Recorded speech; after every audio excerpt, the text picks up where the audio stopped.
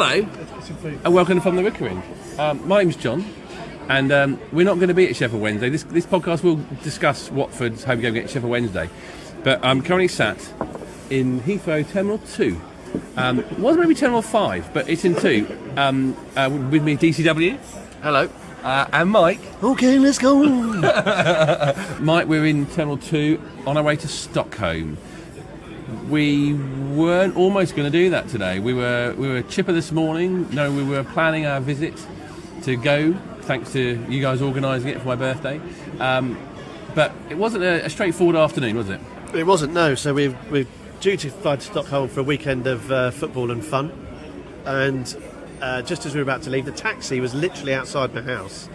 And I checked WhatsApp, and there was a picture from Dave who'd sent a screenshot of the flight status, and our flight had been cancelled, which sent our plans into immediate disarray. My life flashed before my eyes. I was so gutted. I went. I don't know what that means. And what can we go? Is there a later one? What? I don't know. It's never happened to me before. I saw you questioning what it means, and what cancelled means, John, is that it's not, the flight isn't happening. And basically, we're going away for the weekend. We're going to the Stockholm derby. Djurgarden's against Hammarby on Sunday, and there's a big Hammarby Women's game on Saturday. Then the footballing gods have combined perfectly for this weekend, close to your birthday. Everything had worked out. Everything had come up roses in the planning. And then, 2 or 3 hours out, that bloody thing gets cancelled. Very Watfordy. It probably serves us right for giving Watford a swerve in probably what's arguably their biggest game of the season so far. Certainly Valérien Ismail's biggest game. But luckily, I turned on a bit of the charm on the phone to BA, and we were able to get rebooked onto a flight an hour later. So yeah, we bought ourselves a bit of time. We're in the pub having a beer and having a debrief already. We were expecting to have a debrief on sort of Monday morning, but it already feels like we've sort of been out and about doing already, because we've been through the ringer already. But yeah, an exciting weekend in prospect. Dave, was the point when it looked like things we weren't gonna make it to Stockholm, we weren't gonna make this weekend away, that you got excited about seeing Watford against Sheffield Wednesday? Yeah, I was mentally thinking, right, okay, so what we're going to do, we're not going to get there tonight, we can't fly tomorrow because we've missed all the stuff we'd planned for. I was preparing myself to go to Vicarage Road tomorrow, just sort of accept that as a reality. But thankfully, yeah, it's all turned out fine. Yeah, but we did, when I met you at Euston, we did a bit of a footballing sort of passing by. Yeah, we did. A former Watford player walked 2 metres past you. You looked him right in the face. You had no idea who he was. No recollection, John has, of Johnny Jackson, the current AFC Wimbledon manager, playing for Watford, which he did do on loan from Spurs back when he was a young player. The whole AFC Wimbledon squad walked past us on the way to get the train to their game in Barrow. Barrow in Ferguson? Yeah, which I think is probably a longer journey than we've got today. It could have been where we ended up as well if things hadn't panned out as they were. But yeah, looking forward to it. It's weird, isn't it? Because you feel like you're cheating on Watford a little bit. Yeah, it's a big game. Vicarage Road needs to be bouncing. It needs to be vibrant. Yeah. Ollie Wicken always messaged our little group. We always meet at the Railway Arm before a game. He said, "Is everyone meeting there beforehand?" We went, "No, we're off to Stockholm." And he referred to it as a six-pointer. A six-pointer.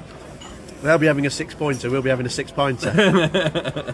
The big question is, right, so tomorrow afternoon, Sweden's an hour ahead. We will be the second half of our game, the Hammarby Women's game that we're going to attend, which is a big game, big title deciding clash for them, potentially.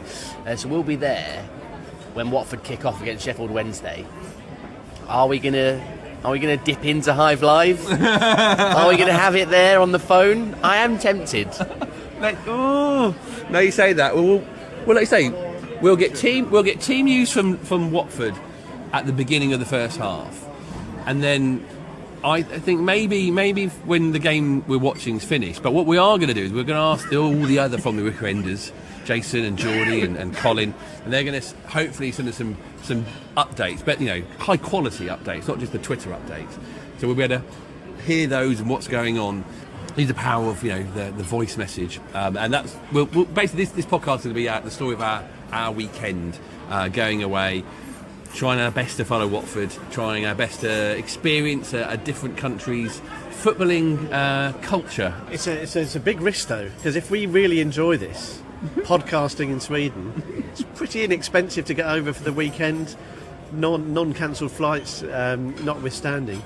We could end up being from the Sodermalm end or something like that. We could decide that it's better, more fun podcasting from Scandinavia. So it's a bit of a gamble. Well, but I think the good thing is though, we could really have 2 clubs, because this is It's a great idea. I'm up for that. this is going to be the 27th game out of 30 or something like that. So it's right near the end of the Scandinavian seasons, because they always do it through the summer. So it's quite easy. We could have a little side show podcast for a Swedish football team. But anyway, we're at Heathrow. It's probably best you don't put on record that you've got a Swedish bit on the side, John.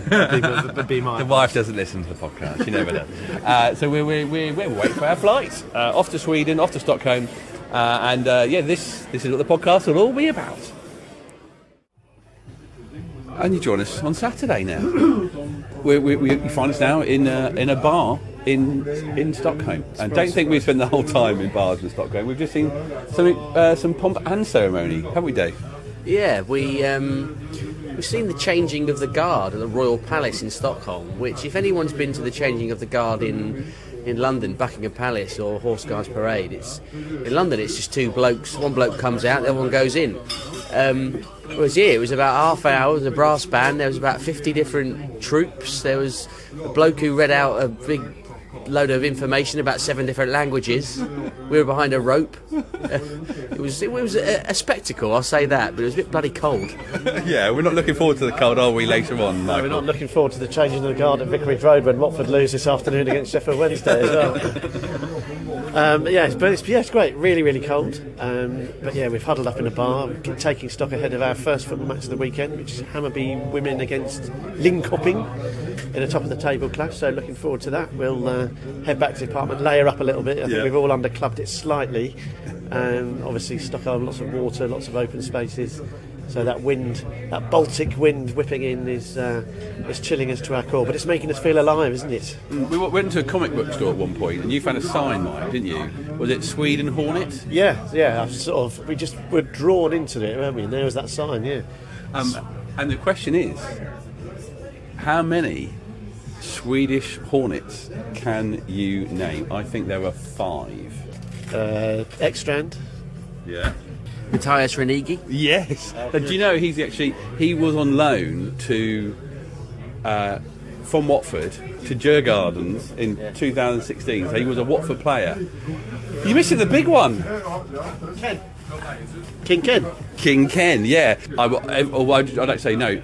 All my names are coming from the Watford archive. So this is my source. So we've got King Ken, we've got Matthias Renigi, we've got Joel Ekstrand. I'll give you another clue. He was a loan player to Watford, but not from a Swedish club, under Sean Dyche. Oh, Alexander Kaczynitslik. Correct, Amundo, yeah. Who did play for Hammerby in 2019. I did look this up. It's not my memory. There's one more, and from a very long time ago. Begins with P. What does your surname or first name? First name. I'll put you out with misery, boys. Didn't play many games. Per Euler Jung. And as you can tell, in the last 24 hours, I haven't really picked up how to speak Swedish. Maybe if you put a bit of one of those snuff pockets in your mouth, you all of a sudden start being able to pronounce it. But I think that's 4.5 players, isn't it? Yeah. Really. It's sort of a vague, it's not really a rich seam of Swedish Hornets running through history, is there? But nice that we've got a couple of Djurgarden and Hammerby players who we're obviously going to be seeing tomorrow. So nice link. Yes. Well done, John. By the way, how old are you feeling today, Mike? Because, or this week even, could you see that the good old Sean Murray is 30? Yeah, I'm feeling very old, and happy birthday, Sean. Happy birthday, Sean Murray. One that didn't quite hit the heights, did he? A bit like Per Olli Lung. But that's it. Dave, listen, did you feel like... always feel like with Murray, those players that we've had who we jovially said on the podcast very early on it was a classic Murray, where he would smash a ball in from outside the box, because he was like one of the first youth players we saw with clips on YouTube. But do you think he suffered and we didn't get to see the best of him in a Watford shirt because of when the Pozzos turned up? Possibly. He certainly went from being one of the main men in that Dyche team, one of the most exciting players, to being surrounded by all sorts of different players and had to work his way into that team. But he had injuries as well during that season. But he did play a reasonable amount of football under Zola. Zola's clearly trusted him, and he was still in the team as well, I think, in the second season when Zola got sacked, after the poor start. So he had a chance, and I remember, I think Adam Leventhal did a piece with him for The Athletic a few years back, and it was a classic tale of a player who promised much, delivered a little bit, but for various reasons just lost his way, whether that was down to him or external factors, probably a bit of both. But a shame, really, because a career that probably should have returned more than what it did. Well, you never know, he might. Is he playing the Champions League from when he's in Ireland? He's above Watford if he's doing that, surely. But yeah, we're heading back into the, not quite blistering, but it is pretty chilly outside. But we've cooped up in a nice. Well, it's definitely, this is the first pub we've been in today. Is it classified as a pub? Oh, this is your classic Irish pub, yeah. If you're ever in need of somewhere to go in a unfamiliar city, you find the Irish pub, and it will usually do you a decent job. And this one's very nice indeed. So we'll be back later on when we head our way to top of the table Hammarby Women's game. Later on this afternoon. Ben. It's second v third though, isn't it? So is that a top of the table clash? I think we have discussed this on the Football Clichés podcast before. I think it does just about qualify as top of the table clash. Although I personally don't quite like it for a second v third. Well, it's a 6 pointer though. Well, that's a whole other thing, is it? Yeah. There's ramifications at the top of the table. How about that? Yeah, perfect.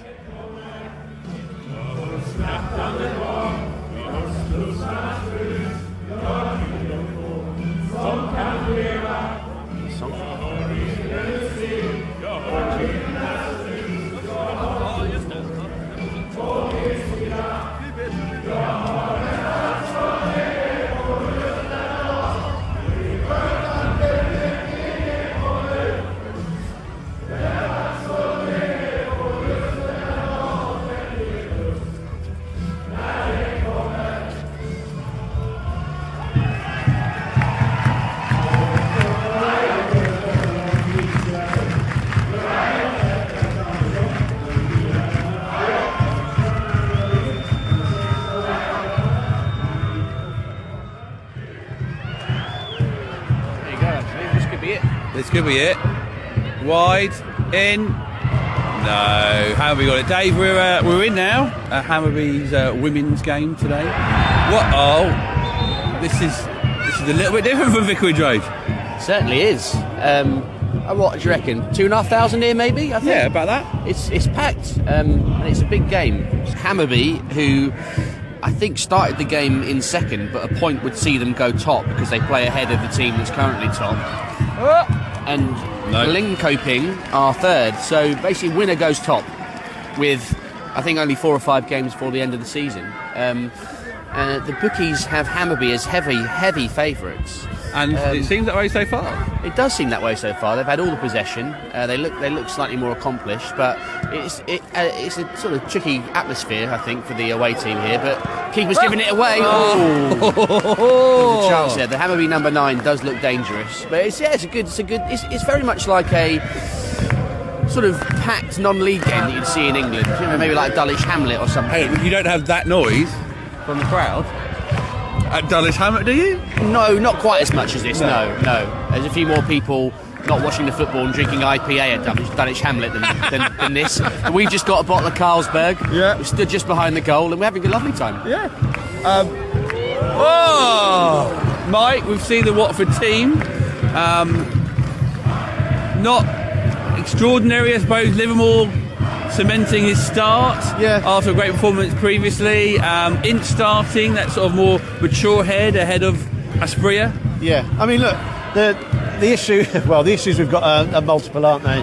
Defensively, we've struggled, but I think for me, all season long, the real issue has been scoring goals. And I think of all our strikers, Bayo has at least made himself look the most likely of the one to score. To ask questions of the defence is what I always look for.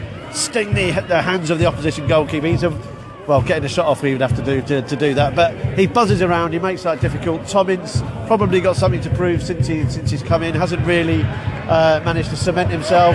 No way. There's a chance here. No. Cleared by Hammerby.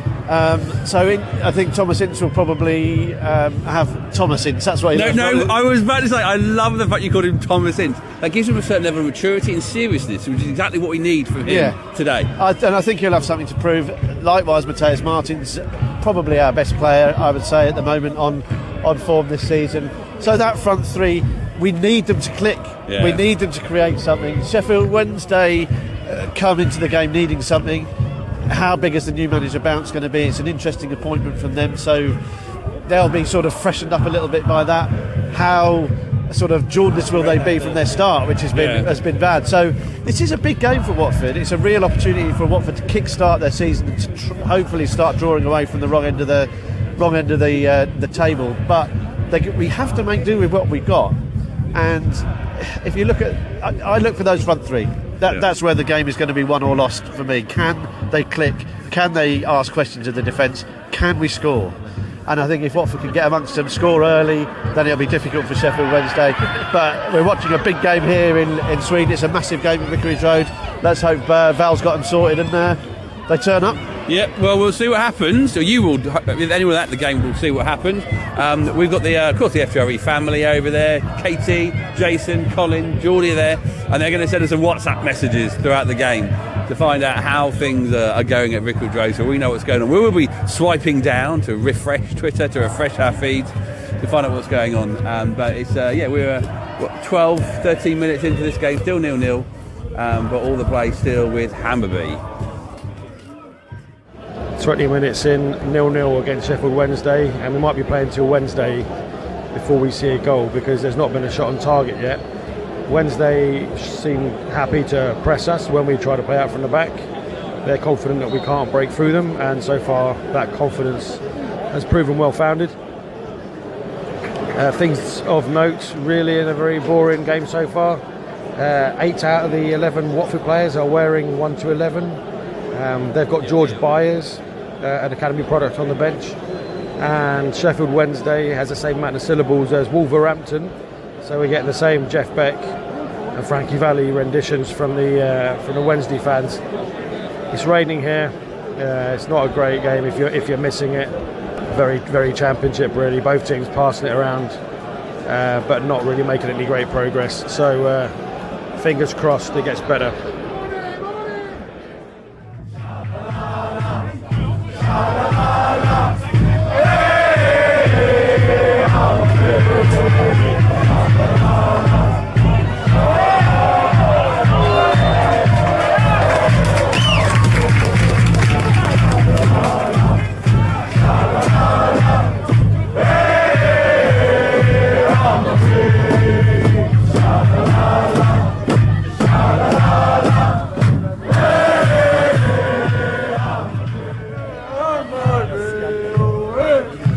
Update from Geordie there, DCW, not really surprising, nothing really happened at Vicarage Road. It's raining there, it's raining here also, but just a little bit. We put a bet on this as a collective, a 3-1 home win. It's 1-0 to the Hammerbys. Hammerby, is that the right word? Well, it might be. It's 1-0 to Hammerby. Yeah, Hammerby sound like an indie band. Anyway, hang on. No. It's been a bit of a more of a spirited showing from the away side in the second half. They have looked better. They've missed a couple of gilt-edged chances, but it does feel like Hammerby are quite comfortable. Probably see this one out. I'd imagine 1-0. Maybe they'll get another one on the break or something if Linköping push for an equaliser in the last minute. But all in all, does it sound like there's more happening here than at Vicarage Road? Well, that bloke over there singing more than most at Vicarage Road. Yeah. Honestly, I mean, we were laughing, but and you know, obviously things aren't going well at the moment, not just today. today, but in general at Vicarage Road. But there's what, 2,500 people here at Hammarby Women against Linköping Women. More atmosphere here than you ever get at the bloody Vic. Well, yeah, it does feel that way the last few years. Let's say. So yeah, we'll see this game out really. I think 20 minutes, 23 minutes gone. Yeah, good day, Dave. Yeah, Hammerby. We don't know all the words, but we've had a couple of beers. They've got like a cottage in the corner, like Fulham would have. Yeah, it's the Hammerby hutch. There's rabbits inside it, Dave.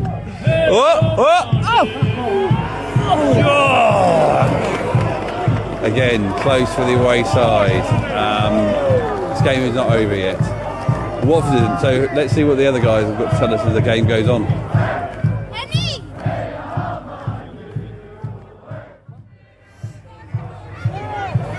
Okay, Dave, we are in extra time, about 30 seconds ago, maybe, in the additional minutes. Hammerby had a shot. Oh! So unfortunately, it's 1-1.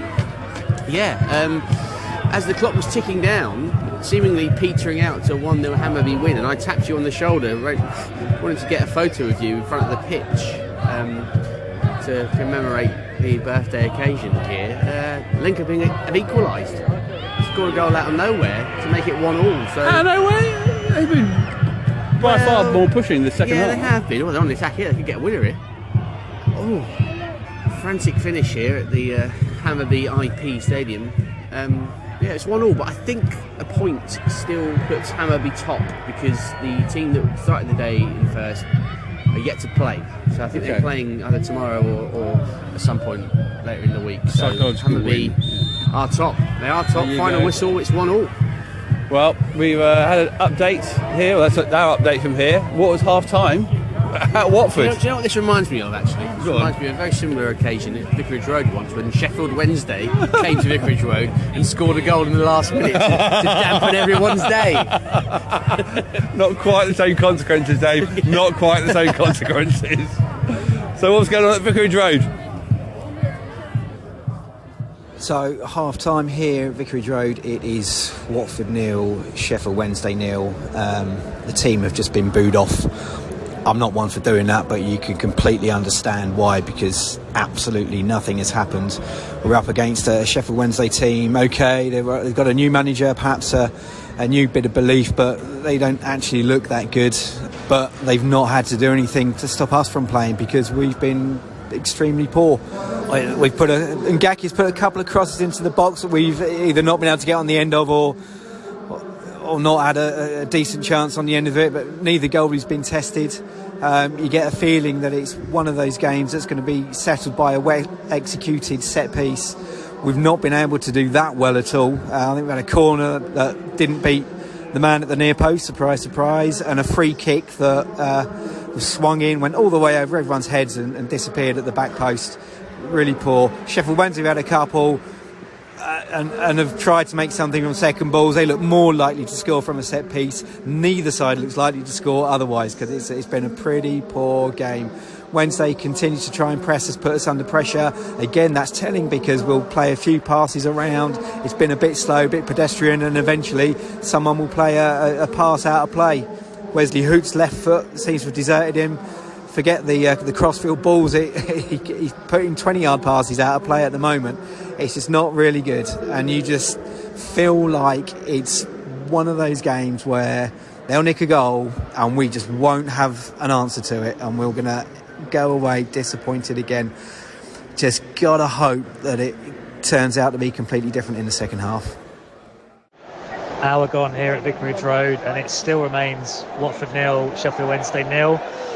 Only positive update that I can give is that Watford are not behind after Sheffield Wednesday were initially awarded a penalty. Jamal Lewis making a challenge in the box on Sheffield Wednesday winger Anthony Musaba. Referee initially gave a penalty, much to the disgust of Watford supporters, but after a discussion with his linesman, overturned the decision. It was the right decision because Jamal Lewis clearly got the ball, but not a great start to the second half for Watford. It's been all Sheffield Wednesday. Jeff Hendrick, a few moments before the penalty decision, had a header from a free kick that went just over the bar. Watford really haven't had any kind of opportunity of note in this second half. Clearly, Valerian Ismail wasn't happy with that first half. He brought on Rajovic and Ismail Kone at half time for Bayo and for Tom Deli Bashiru. And just a few moments ago, we saw Ken Sema come on for Jamal Lewis just after that penalty decision. Not much else to report. Watford haven't had an opportunity this second half. So remains after an hour, Watford 0, Sheffield Wednesday 0. Mikel. We finished at Hammerby 1-1, as we know. In front of Brewdog. When in Stockholm, go to Brewdog. Warming up a little bit, getting out the rain. Did you see all those? When you see those subs, we've heard from everybody, and we're hearing the subs, and we're seeing these. We're seeing what Val's doing. Kieran's not happy. It's more than that, isn't it? We said before the game that this was a really important occasion for Watford to step up and try and pull themselves away from effectively what is a relegation battle against what would be a relegation rival, a team that most people have given up on.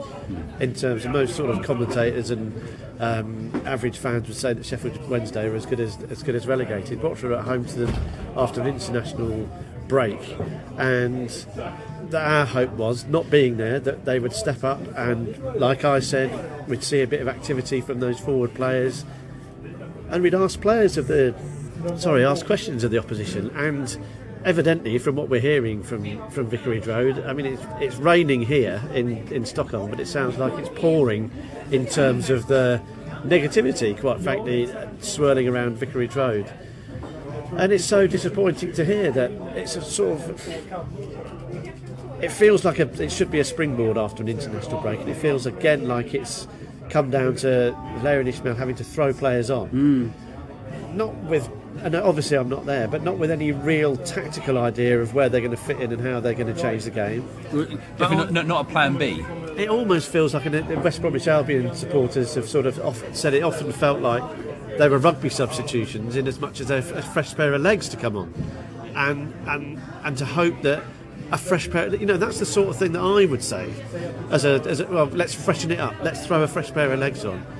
And I'm not a football manager for a reason. And look, the ultimate concern is we've been talking over the last 24, 48 hours while we've been away about the Watford squad, haven't we? And does anyone have any faith in the players? And you mentioned, John, how we want Martins, and I said myself before the game, we want Martins to step up, we want Ince to step up. But what actually needs is more than that. We need better players performing better. And what we've currently got is average players, really, which should be fine in this division, but they're not performing as a team, they're not performing as a unit, and increasingly it looks like Valerian Ismail is unable to turn them around. And I guess the big question is he asking too much of them? So from the start of the season, does the manager not have to always ask more of you? It's the press, yeah. He has to ask for the best. He has to want the best, and he has to have a vision, and he has to want to implement that. And we saw that at the start of the season, and we were all enthused by it, because this is the way Watford are going to play. It's not always going to work. We're going to come under pressure. We're going to make mistakes. This is going to happen. That's going to happen. There'll be good days. There'll be bad days. But we were willing to take that. But over the weeks and months it is now since the start of the season, that has just dissipated. The start of play is no more. The intensity is no more, and there's no real faith, I don't think, in any of this Watford squad to come on and make a difference. So your original question was about the subs, and it feels like a roll of the dice, which I guess any sub is, because football's chaos. We don't know what's going to happen. No, but we're in another country looking what they've done, who's changed, and we're not quite sure where those changes and what they're trying to do. And you sort of do want to know that. You want to, if a team and a club is all together and organised, if you say, Ken's coming on, well, that'd be the thing. Well, and it's great that Ken's coming on because we're in Sweden. And it is, well, not just that we're in Sweden, but I think Ken Sema has been one of the player that we've missed probably the most. And fall into the same trap as every football supporter. The solution is a player that's not available. Yeah. We always fall back on that. But Ken Sema, King Ken Semmer, just looking around to see if anyone sort of picked their ears up when I mentioned him. They didn't. Is a very, very good Championship footballer, and he is someone that potentially could knit he can't knit them together, can he? I'm clutching at straws. But and Valleys. But he's someone who can potentially give them a lift. Because he can get forward. We've watched the Beckham documentary, and Dave was made the point earlier in this. By the way, the minute you said we were watching the Beckham documentary, Dave's head is going. He gave us a look, going, how are you linking David Beckham with the current Watford squad? Well, Ken Semmer, of course, famously dated Victoria Adams before. He absolutely didn't. Oh, as far as I know, he might have done. I mean, if anyone can, King Ken can. It was the other Spice Girls. But he's underrated, effectively. Dave was saying that Beckham scored a lot of goals. He did a lot of good work on the pitch. He scored goals from not just free kicks. And Ken Semmer's underrated. And what he does, he works in all 3/3 of the pitch. So he can make things happen, and he can raise the sort of decibel level in the crowd. He can hopefully lead by example a little bit. He plays like in ice hockey, which is massive over here in Sweden, they have vice captains. So he plays almost like a vice captain in terms of that role, sort of a bit rallying, and I think he's important to have back. But for us to be pinning our hopes on Ken coming back and sort of turning the whole thing round is a bit of a stretch, and it just feels like the whole thing is it just feels like it's slipping. It feels like we're being sort of carried downstream, sort of inexorably, just slowly but surely, like a bit of abandoned sort of poo sticks. Yeah, effectively, just no one knows how to stem that tide. Yeah. Whether it's Valerian Ismail, whether it's Pozzo with the signings or complete lack of them. And as supporters, I think we all feel a loss. We've been at Hammerby this afternoon. Hammerby Women, I think, 3,000, 3,500, absolutely supporting their team in the driving rain throughout. And I think as Watford supporters, we feel unable to do that at the moment. We don't feel like we've got anything to cling on to, apart from the fact we're Watford fans and we will always want our team to win. But what are we supposed to be cheering? What are we supposed to be enjoying? What are we supposed to be getting behind? It's so hard to see that, and it just feels like a slow decline is happening. It feels like there's a train trundling along at about 3 miles an hour, and in about 4 or 5 months that train's going to run out of track, and no one's got any idea how to stop it. We've got plenty of time to stop that train before it run out of track, but it feels like I can already see the end frame of the film. Dave, when we listen to what Mike had to say there, the fact that Valerian's got this new contract, the fact that Ben Manga's on his way out, and everything seems to be on more and more press releases, you name it, seems to be on Valerian. And the ability or the desire to change, of course, and to turn things around, it doesn't necessarily feel like a Gino thing. Does it feel like a thing you're happy with? The fact that he's going to be this man to not necessarily turn it around and throw us up the league, but to even make it good. Well, I think if you want to defend him, you have to say that he's working with a demonstrably limited squad. But as you've discussed just now, there are some signs increasingly that has he got it right? Does he know what he's doing? Like the subs, chucking on the subs every game, like it for whatever reason, whether it's his fault or not, it's obviously taken a quite sharp downward turn since sort of first international break, really, and it's concerning. And it doesn't feel. I mean, I think Mike's bang on. It feels like we are just sort of trundling our way to disaster at the moment. And we were all positive at the start of the season, and everyone tries to be positive at the start of the season.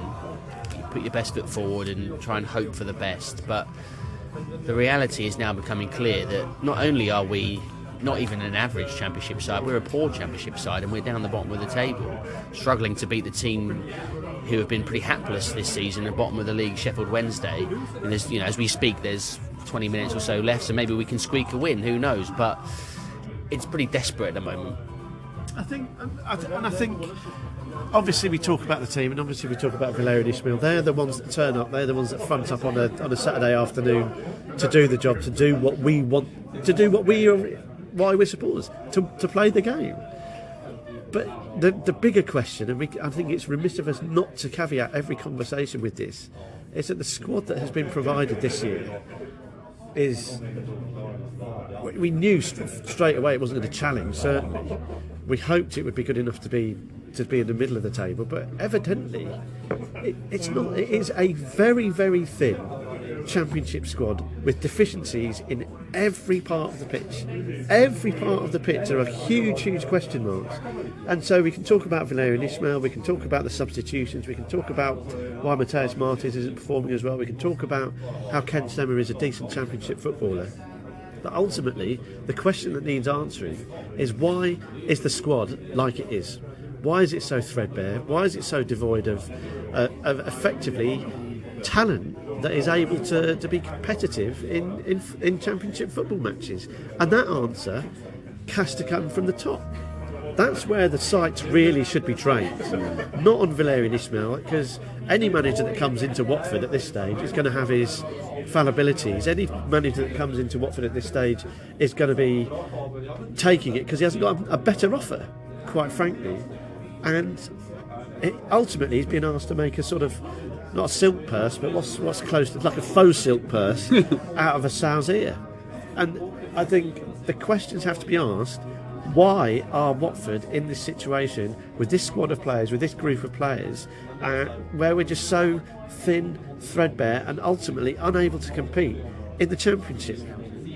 So that has to be the overarching thing that hangs over this whole season. Whatever happens, why have we ended up here?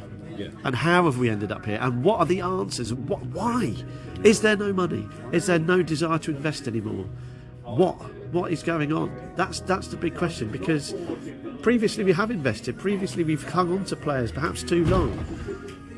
Now the tap's been turned off. What does that mean? What does it mean, and what does it mean for the future of the football club?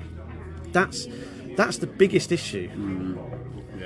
It's those, they say we sit here every week and discuss the games and pick them apart and talk about the players, but actually, as we always keep coming back to, Michael, as we discuss these things, is there are some bigger, much important questions which we thought we were going to try and get some answers from Mr. Gino Pozzo in the summer. They didn't, and in fact they've become even more focused. But what we need to do is just keep asking the question, and I think as supporters everyone needs to be asking the question.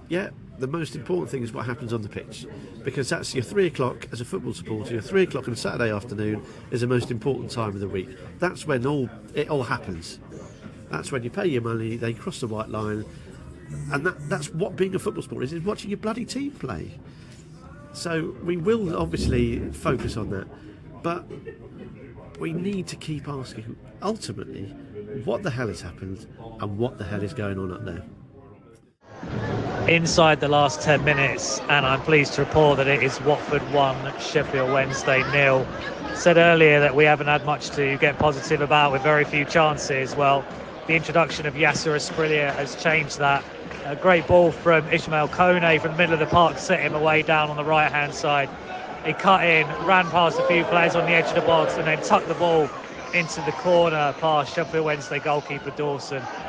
It was going to take a bit of magic or something, mistake possibly, to separate the two teams. It's a bit of magic from Yasser Asprilla. Few minutes left. It's Watford 1, Sheffield Wednesday 0. So, walking back from the game, 3 points. That's quite nice for me, because I missed the Birmingham game because I was away. So that's actually the first time I've seen us win since opening day of the season. Obviously, the joy of that game probably replaced with maybe a little bit of pessimism, because it wasn't a great game. It wasn't until the second half, until the GOAT, that is Ken Sema, came on, where we actually looked like we knew what we were trying to do. We were sort of using that left-hand side, and the sort of triangles between Georgi Chakvetadze, Mateus Martins and Ken Sema, I thought worked quite well. We were causing a lot of trouble down the left with those. Ken was looking to get forward, and we were actually starting to play a bit more positive, which was nice. Sort of came on the back of that non-penalty decision, which you'd thought with that decision we might have then sort of got ourselves together, got a grip of the game, but really Sheffield Wednesday took control of the game from that point for the next sort of 5-10 minutes, and it sort of took us a while to get out of a funk there, but once we did, we were the more dominant team. Not sure whether we deserved it or not, but you know, we did. We took our chance, which they didn't. No one really created anything, did they? I was saying, I thought it would take a set piece maybe to win the game. Actually, it was 2 moments of magic. Great from Espria, the run and the shot, but we absolutely need to give Kone credit for that pass as well. It was a brilliant ball down the right hand side that set Espria away. Feeling a little bit pessimistic. However, I've just seen a load of messages come through from an old work friend who's a Sheffield Wednesday fan, telling me how they battered us today. He's never seen a penalty given rightly and then turned over by a linesman wrongly. How they impose themselves, how very lucky we were today. So actually, that's cheered me up. Sorry, mate, but if you're going to get all stroppy about it, bad loser. Oh dear, bless you, mate. That has cheered me up. Come on, you ORNS. So full time here at Vicarage Road, and it is Watford 1, or should I say, yes, Espria 1, Sheffield Wednesday 0. What an extraordinary game of football. It's what cliches are made for, really, because it was a game of 2 halves. Although I thought Sheffield Wednesday were equally poor in both halves, we were sort of not at the races. It's so strange, isn't it? We played at such a slow tempo in the first half. Deli Bashiro and Imran Louza didn't really look like they were at it. Ince was kind of wandering around, and Martins wasn't really getting on the ball much, and Bio, there's no point. Anyway, on comes Rajovic, and eventually on comes Kone, and then he brings on Chak, and he brings on Sema, and suddenly in the second half, after about 10 minutes, we start playing a completely different tempo. And I don't understand how that happens, and I'm not sure coaches do or players do, but we just suddenly were at it. Ince looked like a completely different player in the second half. He wanted the ball, he was cutting inside, he was finding good areas with the ball, and Gakia was getting beyond him for the first time. I don't know if the manager put a rocket up them or something, or whether they just sort of collectively decided to have it. But we looked completely different. Sheffield Wednesday were under the cosh. They were going back and back and back, and Rajovic, despite his shortcomings, did in fact give the 2 Sheffield Wednesday centre-backs something to think about, which Bio hadn't. They had a very easy first half, and the second half suddenly they were having to manage, a big lad who was determined. And Sema, of course, is a hero, really. He's a Watford hero. He's not quite a legend, but I'd say he's a hero, and he made a big difference. Kone was unbelievable. I mean, he was really the catalyst. And I have to say, I thought Livermore had a really good game. He's playing in that position where you don't really notice what he's doing. But in the second half, again, you could see he was sniffing danger, he was covering tracks, we were keeping the ball. But instead of just keeping it aimlessly in our own half, we were actually using the ball to get forward and get into places and put under pressure. And then the manager decides to take off Ince, which I was a bit like, Ince has been one of our best players in the last 20 minutes, to bring on a Espria, and what happens? That's why I'm not a coach of a championship football team. He receives a brilliant pass, but for once it looked like there was a Watford player who really had come on and caught the tempo of the game, and he just had the confidence to drive in. I thought he would turn it backwards or he would pass it to an overlapping Ngakia, but no, he just cut in, he pushed across the box. They wanted to tackle him, but they didn't. He passed 1, he passed 2, he got in between another player, and then he didn't catch it all that well, but the accuracy, and in it popped in the corner, and great scenes in the rookery. And then we seem to just be able to play the game out. So I don't know whether he starts the team that finished, but that team with Kone and Chak in the middle there, and Sema out on the left, or playing as a left fullback behind Martins, but getting forward. And it's just whether Espria starts or whether he keeps him on the bench and starts Ince, because Ince did have a good second half until he came off. It's just like, can we start like that? Can we start with that tempo instead of playing for 45, 50 minutes as it's awful slow tempo, lots of fear, passing it backwards? Oh, I don't know if we'll just put teams under pressure. Anyway, it's not long before we find out, because it's Tuesday. We're playing at the Liberty. I'm going, and now I feel more optimistic, and I'm looking forward to driving 200 and 400 miles, how far it is there and back to watch Watford. But yeah, so all in all, some good signs. A dreadful first half from both teams, but particularly from us at home. Awful performance. But the manager got hold of the team, changed it, brought them through, and we got a win, and it was deserved. On second half performance, it was definitely deserved. Sheffield Wednesday showed nothing. They're definitely going to be in League One. And so might we. But who knows? That's football, John.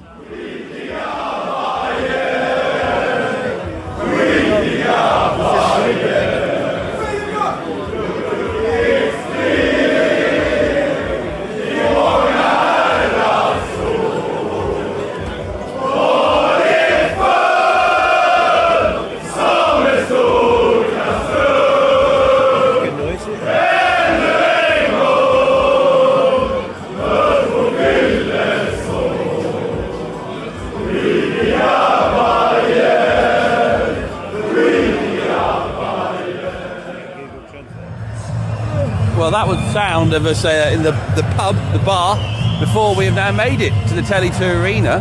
Dave, so it's a modern arena. You've got to go to many modern arenas in your time. World Cups, here they come.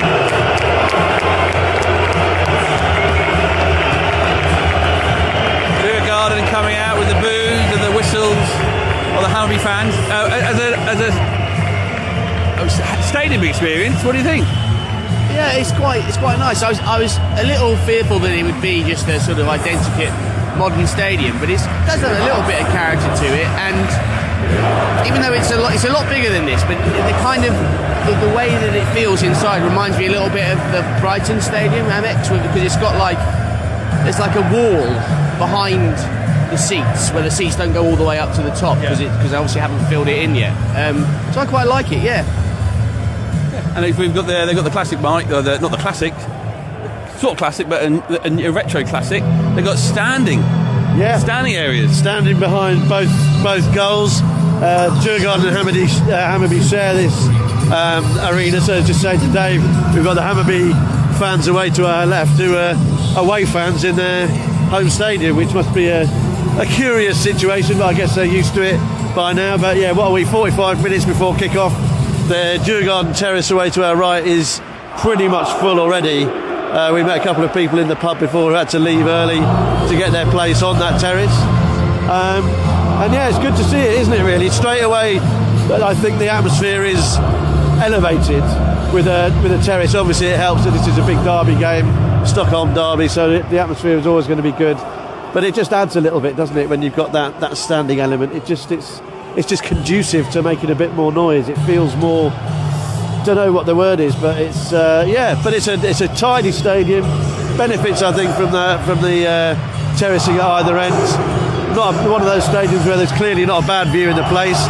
We must say hello to Scott Atchington and his son. Who we know listens to the podcast. He's here as well. We saw him in the pub. Well, very cleverly, we're looking around for people, and Dave goes, "Oh, there's a Watford fan over there." Of course there is. It wasn't the badge, the secondary thing that he saw, Dave, wasn't it? What was the first thing you noticed? I saw, because I just saw him over to our left, and I just noticed that there was the sportsbet.io or whatever. And I thought, oh, we used to have that sponsor. And then, hang on a minute. He's a Hornets. That is us. Yeah. We're massive. Watford are massive. Everywhere we go. 3 points out to Sheffield Wednesday. Now we're taking over Stockholm. Come on, you ORNS. Yeah, actually, a morning after, we got to hear everything the boys had to say yesterday after that Watford win. I don't think it was a smash and grab, but it wasn't a great performance. We're getting up today on Sunday with slightly sore heads, and I think it's fair to say that we weren't out celebrating a Watford performance, really, because we were very down when we spoke in the pub while the game was going on, because it felt like what it felt like, which is that this season is going to be a difficult one. And I think while a scrappy win at home to Sheffield Wednesday is absolutely vital, if we are going to be down the wrong end of the table, wins are going to be what we need.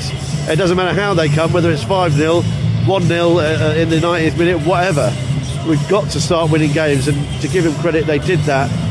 But from everyone we've spoken to and everything we've heard, the performance is, whilst the 3 points are welcome, the performance is probably outweighs the concern from the performance outweighs almost the value of the 3 points. As we said yesterday, we needed something to build on. We've got that. Now somehow they're going to have to elevate themselves as Hammerby come out here. You hear the whistles of the Djurgarden fans and the Hammerby fans saluting their heroes in green and white. But yeah, it's nice to be here to switch off from Watford, to be perfectly honest, because it feels like it's going to be a long slog, and I don't think yesterday will have changed anyone's minds in that regard.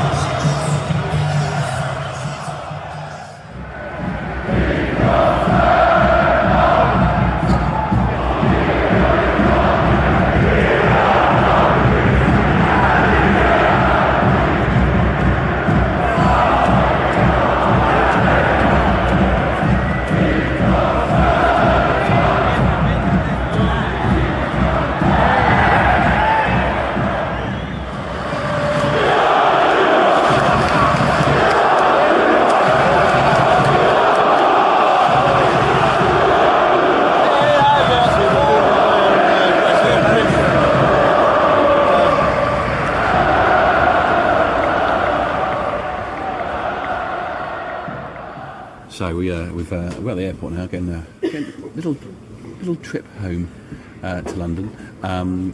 What an atmosphere, Michael, that was. It was actually wonderful to have a break at half-time because it was loud, it was Larry, it was really Larry, with all the tifos and the fireworks and just the constant noise that was going on from both ends of the stadium. It was a unique experience. Yeah, it was a great experience. We were, as you heard earlier, very, very close to the Hammerby fans to our left, who you hear this phrase a lot, oh, they literally didn't stop singing throughout the game. Well, this lot literally didn't stop singing from minute 1 to minute 103, as it turned out. All very, very well choreographed. They have the capos out at the front of the top tier and the bottom tier. And the deal is, if you're at a game like that in that area, you sing, and you sing in time, you sing loudly, and you sing for 90 minutes. And they did it. Yeah, I mean, it's interesting what's accepted in that football culture, because so they had a 3-part tifo. They had first they had a home shirt, then they turned the sort of panels over, and it created the away shirt, which is very clever in itself.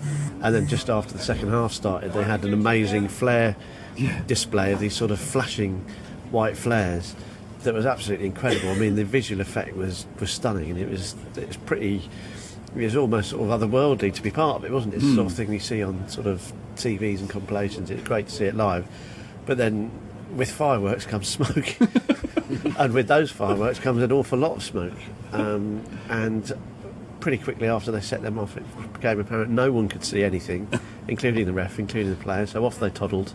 But I think it's all agreed in advance. They know it's going to happen, and I think the players know it's going to happen. Obviously, everything's set up to extinguish the flares when they go out and stuff. So it's a very, very different culture to what we're used to in England. The atmosphere is relentless, and that's great. That's great, and it doesn't stop you still do get the ebb and flow of when there's an attack. It gets louder and. So, yeah, tremendous experience. The game, in a very Watfordy turn of events, did finish 0-0. So, Dave, what do you think of the game? The first half was quite good, actually. Really good, yeah. And Djurgarden's the nominal home team for the fixture should have won. They had one or two, well, definitely one, but maybe 2 or 3 very good chances in the first half. And the second half, though, I think really after the smoke break, when the players came back on after the smoke break, the game did just, much like the flares, the game sort of petered out, and just sort of eventually the light went out. And even in the sort of 110th minute, after when there was a lot of extra time because of the smoke and a few injuries and stuff, I felt like neither team was really busting up to try and win it. I think it took until the extra 13 minutes for Djurgarden to actually, now we can push a bit more and score a goal, which they've been doing the entire first half. Yeah, it was interesting. So I asked you both towards the end of the game, do you think Watford would beat either of these teams? And you sort of, Mike, you said no, absolutely not. But I think they are probably sort of middle championship standards, especially if you look at the lack of quality up front in that game that we saw. There was lots of tidy players, few sort of internationals here and there who maybe have played sort of 20 odd times for Sweden or whatever, and a bit older or whatever, but no sort of superstars and no real quality in the final third. And if you think that the team that separates Djurgarden and Hammerby in the table at the moment, Djurgarden are in 4th and Hammerby are in 6th. The team in 5th, Valletta, are the team that we bought Mileta Rajovic from. And the sort of players we saw today, if he was on the pitch today, he kind of would have fit in, I think, really. Sort of try hard, do his best, but ultimately not that good. Yeah, it was interesting to watch it and try and work out where Watford would be. Yeah. Maybe we could move to the Allsvenskan. That'd be fun. Well, I think one thing we probably where we would be better than them, or could have moments, as we saw yesterday against Sheffield Wednesday. You know, Espria doing something, Martin's doing something. There wasn't any player no one there seemed to be excited. They had one lad, didn't they, who was 17, and he sort of seemed exciting, but was incredibly raw.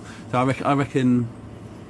If we played both those teams home and away, I think we'd probably lose it on the terraces, because they've got 16 tons of pyro and tifo, and we've got Harry the Hornet. No offence, Harry. We love you. Wouldn't change it for the world. But yeah, it's an interesting thing, and we all do it, don't we? Whatever football we watch, we always compare it to Watford. How would we get on? Could we sign that sort of player? I wonder what would happen if one of our players played in this side. So yeah, it's a fascinating sort of fascinating thing to think about. But yeah, I'd still maintain they'd probably be Watford. But it's funny, isn't it, though? We're sitting here talking about the atmosphere and tifos and fireworks displays and all that stuff. I'm not sure we've ever had many fireworks displays in Vicarage Road. Well, they used to have the fireworks, didn't they? In the 5th of November. Except to classical music. But not that long ago, and we had sort of tifos. We had the famous Chino banner, and we did tifos. We've done stuff around Pride and Remembrance Day and all that stuff. So when the occasion calls for it, we can just about pull it out of the bag. But it's amazing to watch European football like that. And I've been to other countries in Europe where you've seen it as well, and it does put in perspective. Just, I don't mean this disrespectfully at all, and I would count myself in this, sort of how maybe even subconsciously entitled we are as football fans in England, and in Scotland or whatever as well, because I think we turn up and kind of it felt like those fans that turned up today, regardless, as it turned out, was a 0-0 draw, but if it had been 5-5 or one of their teams had won 6-0, I think they would have celebrated in exactly the same way. They would have behaved in the same way the whole game. They turn up, they're going to sing their heart out, whereas we turn up and it's like, we might do if it's Luton or if we have a particularly exciting display in front of us that gets us out of our seats. Yeah. But otherwise, we sort of sit there with our arms crossed, kind of, go on then, get on with it. Yeah. You do something and then I'll start cheering, but you have to help me. Rather than they're not. They're just doing everything they can to. Yeah, I mean they were in early, weren't they? Like just giving them a cheer when they were warming up and all that sort of stuff. And almost like they had like a little low-key little display with a couple of flags when they were doing the warm-up before they did the big thing as they came out. I think that what they do is they support the badge, and that's it. So we were at Hammarby Women on Saturday, and there was 3,000 people there in the bitterly cold day in the pouring rain, supporting not necessarily that team, supporting the club, supporting the badge. And I think that's what the culture is, and that's what they expect of each other. If your club is playing, then the fans should be getting behind that, and it is different. And it's, again, like Dave said, it's not a criticism, but it's interesting to see it firsthand, because I also think there's a lot of issues with the culture of football fandom in Europe. The sort of access to the sort of the accountability to the ultras seems a little bit to cross a line, personally, for me. Definitely no disrespect to the ultras, by the way, in case you are listening. But yeah, it's what I would say is, if you do get the chance to get abroad to take in a game or to watch football in a different environment, do it, because it is different, and it does potentially make you look at things a slightly different way. But above all, it's fun, and supporting supporting a football team should be fun. Having a hobby like being a football fan should be fun. And we've had lots of it this weekend. Plenty of love and understanding now of Stockholm. Of course, Watford have got an away game. I don't think it's a tifo display at Swansea on Tuesday or anything like that. But we'll be back at home at Vicarage Road next Saturday when Watford take on Millwall. Thank you very much, David. Thank you. Thank you very much, Michael. Thanks, Sean. Thanks to you guys for your company this weekend, and thanks to the good people of Stockholm for being magnificent hosts. One of us should have really learnt how to say thank you in Swedish by now. Tack. There we go. Come on, you horns.